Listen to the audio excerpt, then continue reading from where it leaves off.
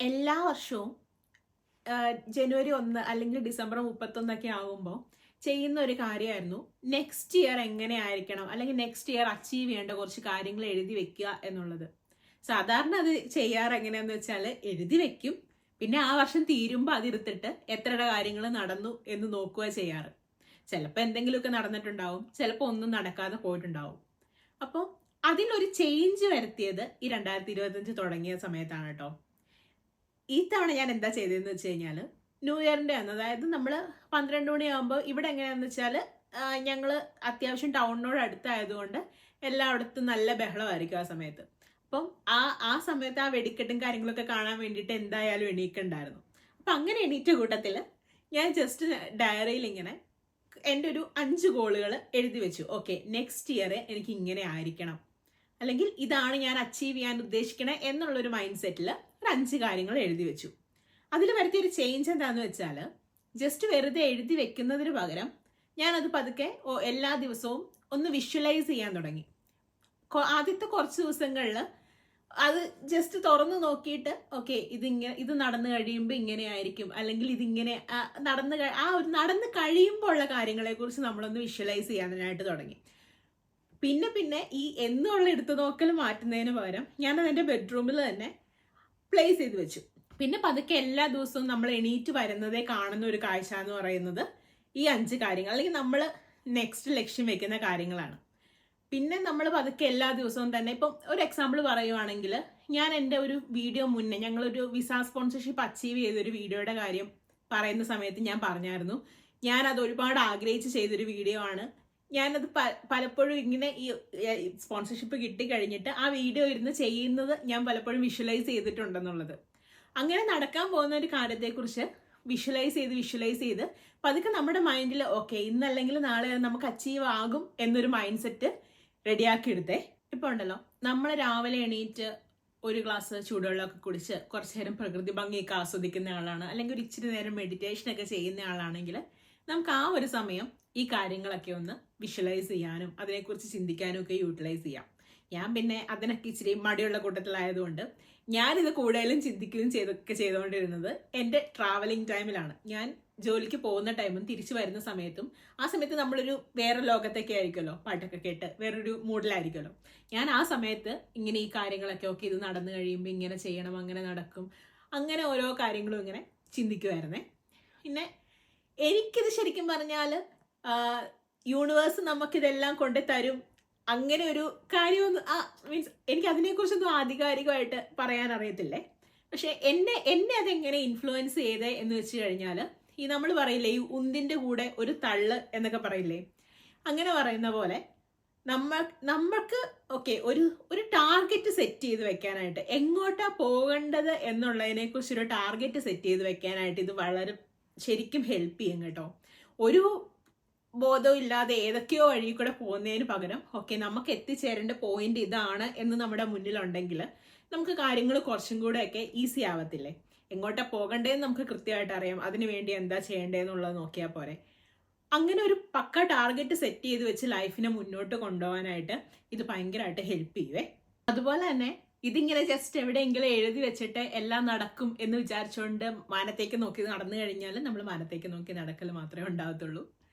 Work ചെയ്യാണ്ട് എന്തായാലും ഒന്നും നടക്കത്തില്ല, അതെന്തായാലും ഉറപ്പുള്ള കാര്യമാണ്. നമ്മുടെ കോൺഫിഡൻസ് ഒന്ന് ബൂസ്റ്റ് ചെയ്യാനും നമ്മളെ തന്നെ എന്താ പറയുക, ഓക്കെ നമ്മുടെ ലൈഫിൽ പല കാര്യങ്ങളും സംഭവിക്കും അല്ലേ, പല കാര്യങ്ങളും കടന്നു വരും. നമ്മുടെ ഇപ്പോൾ ഒരു ലക്ഷ്യം നമുക്കുണ്ടെങ്കിൽ അതിൽ നിന്ന് നമ്മൾ ഡീവിയേറ്റ് ചെയ്ത് കൊണ്ടുപോകാൻ വേണ്ടിയിട്ട് ഉള്ള പല കാര്യങ്ങളും ചിലപ്പോൾ ലൈഫിലേക്ക് കടന്നു വന്നെന്നിരിക്കാം. അങ്ങനെ പലത് കാര്യങ്ങൾ സംഭവിക്കുന്നതിൻ്റെ കൂട്ടത്തിൽ ഓക്കെ അതല്ല നമുക്ക് വേണ്ടത് ഇതാണ്, അല്ലെങ്കിൽ ഈ ഒരു വർഷം കഴിയുന്നതിന് മുന്നേ നമുക്ക് അച്ചീവ് ചെയ്യേണ്ട കാര്യം ഇതാണ് എന്ന് നമ്മളെ തന്നെ ഇടയ്ക്കിടയ്ക്ക് ഒന്ന് ഓർമ്മിപ്പിക്കാനും നമ്മളെ ഒന്ന് പറഞ്ഞ് പഠിപ്പിക്കാനുമാണ് ഇത് ശരിക്കും നമുക്ക് ഉപയോഗപ്പെടുന്നത്. അതുപോലെ തന്നെ എനിക്ക് തോന്നിയ ഒരു കാര്യം, എൻ്റെ കോൺഫിഡൻസ് ബൂസ്റ്റ് ചെയ്യാനായിട്ട് ഇതെന്നെ ഹെൽപ്പ് ചെയ്തിട്ടുണ്ട് എന്നെനിക്ക് തോന്നിയിട്ടുണ്ട് കേട്ടോ. ഇപ്പോൾ നമ്മുടെ ലൈഫ് ചിലപ്പോൾ നമ്മൾ ആഗ്രഹിക്കുന്ന പോലെ ഒന്നും ആയിരിക്കില്ല നടക്കുക. ഇപ്പൊ 2025 കുറിച്ച് പറയുവാണെങ്കിൽ ഈ കണ്ണ് ചിമ്മി തുറക്കണ പോലെയായിരുന്നു.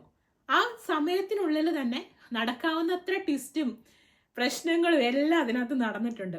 അപ്പൊ ഇങ്ങനെ കുറേ നെഗറ്റീവ് കാര്യങ്ങൾ നമ്മുടെ ലൈഫിൽ സംഭവിക്കുമ്പോൾ ഓക്കെ എന്തൊക്കെ സംഭവിച്ചാലും അതൊക്കെ അതിന്റെ പാർട്ടാണ്, അതങ്ങനെ നടക്കും. പക്ഷെ അൾട്ടിമേറ്റ്ലി ഇതാണ് നമ്മുടെ ലൈഫിൽ സംഭവിക്കാൻ പോവുക എന്നൊരു ഫീലിങ്സ് എനിക്കുണ്ടായിരുന്നു. ഇപ്പൊ എസ്പെഷ്യലി പറയുവാണെങ്കിൽ 2025 തുടങ്ങിയ സമയത്ത് ഞങ്ങൾക്ക് ഞങ്ങളുടെ വിസ സ്പോൺസർഷിപ്പിന്റെ കാര്യത്തിൽ ഒരുപാട് പ്രശ്നങ്ങളുണ്ടായിരുന്നു, ഒരുപാട് ഇഷ്യൂസ് ഫേസ് ചെയ്യണ്ടായിരുന്നു. അപ്പം ഒരു ഒരു പകുതി വരെ 2025 പകുതി വരെ ഞങ്ങൾ ദിവസവും കടന്നു പൊക്കോണ്ടിരുന്നത് പല പല ചലഞ്ചിൽ കൂടെ. അപ്പൊ പല സമയത്ത് ഞങ്ങൾക്ക് ഇത് കിട്ടത്തില്ല എന്നുള്ള നോ വരെ ഞങ്ങൾ കേട്ടിട്ടുണ്ട്. പക്ഷെ ആ ഒരു ടൈമിലൊക്കെ ഇല്ല, ലാസ്റ്റ് ഇതിങ്ങനെ പല പ്രശ്നങ്ങൾ ഉണ്ടായാലും ലാസ്റ്റ് സംഭവിക്കാൻ പോകുന്ന ഇതാണ്, ലാസ്റ്റ് എന്തായാലും നമുക്ക് പോസിറ്റീവായിട്ടേ വരുള്ളൂ, അങ്ങനെ ഒരു തോട്ട് ഞങ്ങളുടെ ഉള്ളിൽ ഇത് വർക്ക് ആവണ്ടായിരുന്നു. അതിന്റെ മെയിൻ കാരണം നമ്മൾ എല്ലാ ദിവസവും രാവിലെ എണീക്കുമ്പോൾ ഇതെല്ലാ കാര്യങ്ങളും ഇത് നമ്മുടെ ഗോള് കണ്ടോണ്ടാണല്ലോ നമ്മൾ എഴുന്നേറ്റ് വരുന്നത് തന്നെ.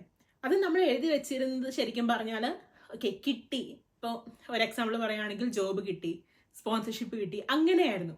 അപ്പോൾ ദിവസവും ഇതിങ്ങനെ കണ്ട് കണ്ട് കണ്ട് കണ്ട് നമ്മുടെ ഉള്ളിലും ഓക്കെ ഇതാണ് സംഭവിക്കാൻ പോവുക എന്നൊരു ബോധം, ആ ഒരു തോട്ട് ഇങ്ങനെ വരുന്നുണ്ടായിരുന്നു. അപ്പോൾ ഇങ്ങനെ പല നെഗറ്റീവ് കാര്യങ്ങളും സംഭവിക്കുമ്പോഴും ആ നെഗറ്റീവിലേക്കൊന്നും മൈൻഡ് പോവാണ്ട് ഇതാണ് നടക്കുക എന്നൊരു കോൺഫിഡൻസ് നമ്മുടെ ഉള്ളിൽ ബിൽഡ് ചെയ്യാനും നമ്മുടെ മെന്റൽ ഹെൽത്തിനെ ഒരുപാട് ഹെൽപ്പ് ചെയ്യാനും ഇത് സൂപ്പറായിട്ട് വർക്കാവേ. പിന്നെ അതുപോലെ എനിക്ക് തോന്നിയ കാര്യം, ഇപ്പോൾ ഈ കോൺഫിഡൻസ് ബൂസ്റ്റ് ചെയ്യാന്ന് പറയുന്ന പോലെ ഞാൻ എഴുതി വെച്ചിരുന്ന വേറൊരു കാര്യമായിരുന്നു എൻ്റെ ലൈഫിൽ ഒരു നെക്സ്റ്റ് സ്റ്റെപ്പ്, എൻ്റെ കരിയറിലെ നെക്സ്റ്റ് സ്റ്റെപ്പ് ഒരു ജോബ് എന്നുള്ളത്. അപ്പോൾ ഇപ്പം ഞാൻ ചെയ്തുകൊണ്ടിരിക്കുന്ന ജോബ് അത് അഡ്വർടൈസ് ചെയ്ത് ആ ജോബ് കണ്ട ആ ഒരു മൊമെന്റ് തൊട്ട് എൻ്റെ ഉള്ളിൽ തന്നെ ഞാൻ ഇടയ്ക്കിടയ്ക്ക് പറഞ്ഞുകൊണ്ടിരുന്ന ഒരു കാര്യമാണ് ഇതെന്തായാലും എനിക്കുള്ള ജോബാണ്, ഇതെന്തായാലും എനിക്കുള്ള ജോബാണെന്നുള്ളത്. ആ ഇന്റർവ്യൂവിന് പോണതിന് മുന്നേ എൻ്റെ ഉള്ളിലെ എത്രത്തോളം പോസിറ്റീവ് എനിക്ക് കണ്ടുപിടിക്കാൻ പറ്റുമോ അത്രത്തോളം പോസിറ്റീവ് കണ്ടുപിടിച്ചുകൊണ്ടാണ് ഞാൻ പോയത്. ആ ഒരു ജോബിൽ ഞാൻ വന്നു കഴിയുമ്പോൾ എങ്ങനെയായിരിക്കും, അല്ലെങ്കിൽ ആ ജോബ് ഞാൻ ചെയ്യുമ്പോൾ എങ്ങനെയായിരിക്കും, എന്തൊക്കെ കാര്യങ്ങളായിരിക്കും നടക്കുക, അങ്ങനെ നമ്മളിങ്ങനെ ഓരോ കാര്യങ്ങൾ വിഷ്വലൈസ് ചെയ്യും. നമുക്ക് അതിലേക്ക് എത്താനുള്ള ഏറ്റവും പോസിറ്റീവ് ഫാക്ടേഴ്സ്, അല്ലെങ്കിൽ നമ്മുടെ ഉള്ളിലുള്ള പോസിറ്റീവ്, അല്ലെങ്കിൽ ആ ഒരു ജോബിന് നമ്മൾ എന്തുകൊണ്ട് ആപ്റ്റ് ആണ് എന്നുള്ള രീതിയിൽ നമ്മൾ നമ്മുടെ പോസിറ്റീവ് ഫാക്ടറുകൾ ഇങ്ങനെ ഫൈൻഡ് ചെയ്തുകൊണ്ടിരിക്കും. അങ്ങനെ നമ്മൾ ആ ഇന്റർവ്യൂ ബോർഡിന്റെ മുന്നിൽ പോയി ഇരിക്കുന്നത് ഈ ജോബ് നമുക്കുള്ളതാണ്, അല്ലെങ്കിൽ ഈ ജോബ് എനിക്ക് കിട്ടി എന്നൊരു കോൺഫിഡൻസിന്റെ ബലത്തിലായിരിക്കും. അതൊരു പരിധി വരെ നമ്മുടെ ടെൻഷനൊക്കെ അങ്ങ് മാറ്റി വെച്ചിട്ട് അതിനെ മാത്രം ഫോക്കസ് ചെയ്ത് നമ്മുടെ ബെസ്റ്റ് അവിടെ കൊടുക്കാനായിട്ട് നമ്മളെ ഹെൽപ്പ് ചെയ്യും. ഇതൊക്കെ എനിക്ക് എൻ്റെ ലൈഫിൽ വർക്കായ കാര്യങ്ങളാണ് കേട്ടോ. അങ്ങനെ ഒരു തോട്ട് ക്രിയേറ്റ് ചെയ്ത് ഒരു മാക്സിമം ഒരു പോസിറ്റീവ് വൈബിലൂടെ പോകാനായിട്ട് ഒരു മാനിഫെസ്റ്റേഷൻ ചെയ്യുന്നത് നിങ്ങളെ ഹെൽപ്പ് ചെയ്യും. ഇപ്പം മാനിഫെസ്റ്റേഷൻ എങ്ങനെയാണ് ചെയ്യേണ്ടത് എന്നുള്ളതിൻ്റെ പ്രോപ്പർ വീഡിയോസും അതിൽ എക്സ്പേർട്ട് ആയ ആൾക്കാർ സംസാരിക്കുന്ന ഒരുപാട് വീഡിയോസ് നിങ്ങൾക്ക് യൂട്യൂബിൽ കിട്ടും കേട്ടോ. ഞാനത് എങ്ങനെയാ ചെയ്യണ്ടേ എന്ന് പറയാൻ വന്നതല്ല, എന്നെ അതെങ്ങനെ ഹെൽപ്പ് ചെയ്തു എന്നുള്ളത് പറയാൻ വന്നതാണ്.